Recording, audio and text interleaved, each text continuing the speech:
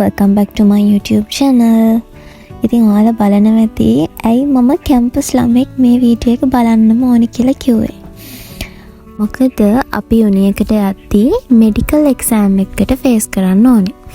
ඉතින් ඒක මටත් පළවෙනියටම ඩවුට් එකක් තිබ්බා මේක ප්‍රයිවට් සෙක්ටර්ද ගවර්න්මන්ට් සෙක්ටර්ද කියලා.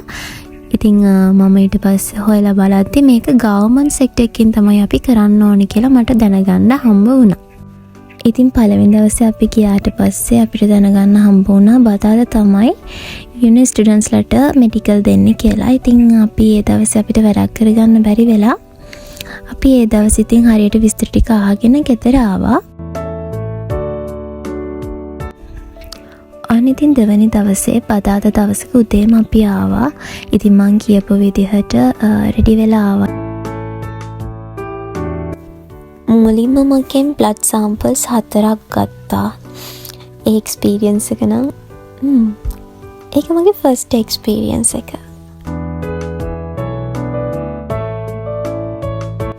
ඉතින් අපි ෆේස් කරන්න තියෙන මෙඩිකල් එක්සෑම් එකේ ඒ ෆෝම් එක එක කැම්පස් එකකින් කැම්පස් එකට වෙනස්. ඉතින් ඔයාලට තියෙන විදිහට ඒ කියන්නේ කොහොමත් ENT එතකොට ඩෙන්ටල් අයි කියන තුන මං හිතන්නේ හැමෝටම තියෙනවා. කොහොම වුණත් හොස්පිටල් එකකින් අපිට ඇඩ්වයිස් දෙනවා ඒ ගැන. ඒ හින්දා ඔයාලා බය වෙන්න එපා. ඉතින් ළමයි එදා දවසේ රිපෝට්ස් ගන්න බැරි වුණ හින්දා තව දවසක මට රිපෝට්ස් ගන්න එන්න කිව්වා. ඉතින් දෙවෙනි දවසේ ඔහොම තමයි ගෙවුනේ. ඉතින් තුන්වෙනි දවසේ මට ડોක්ටර් ඇඩ්වයිස් කරපු විදිහට මම බෝගම්බර චෙස්ට් ක්ලිනික් එකට ආවා.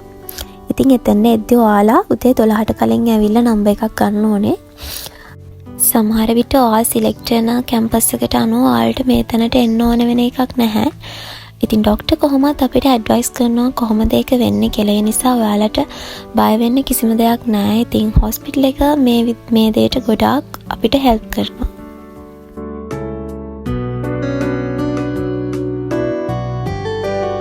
අන්න ඉතින් ජයග්‍රාහී තුන්වෙනි දවසත් ඔන්න ඔය විදිහට ගෙවුණා. ඉතින් එදා මම බෝගම්බරට ගිහිල්ලා මම අමිත් එක්කන ගියේ.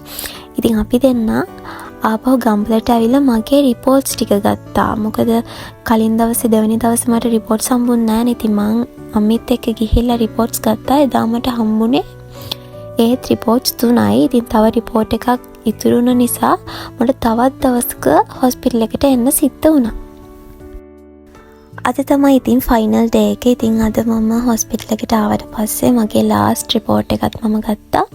ඊට පස්සේ ඉතින් ડોක්ටර් මීට් වෙලා ඉතින් ડોක්ටර් කමෙන්ට් එක එහෙම ලියනවා. ඉතින් ඊට පස්සේ අපි ඒක පෝස්ට් කරන්න ඕනේ. පෝස්ට් කරද්දී ඔයාලා අනිවාර්යයෙන්ම ඒ ඔයාලගේ මෙඩිකල් රිපෝට් එකේ ඒ ෆෝම් එක ඔයාලා ෆොටෝකොපි ගහගෙන තියාගන්න ඕනේ.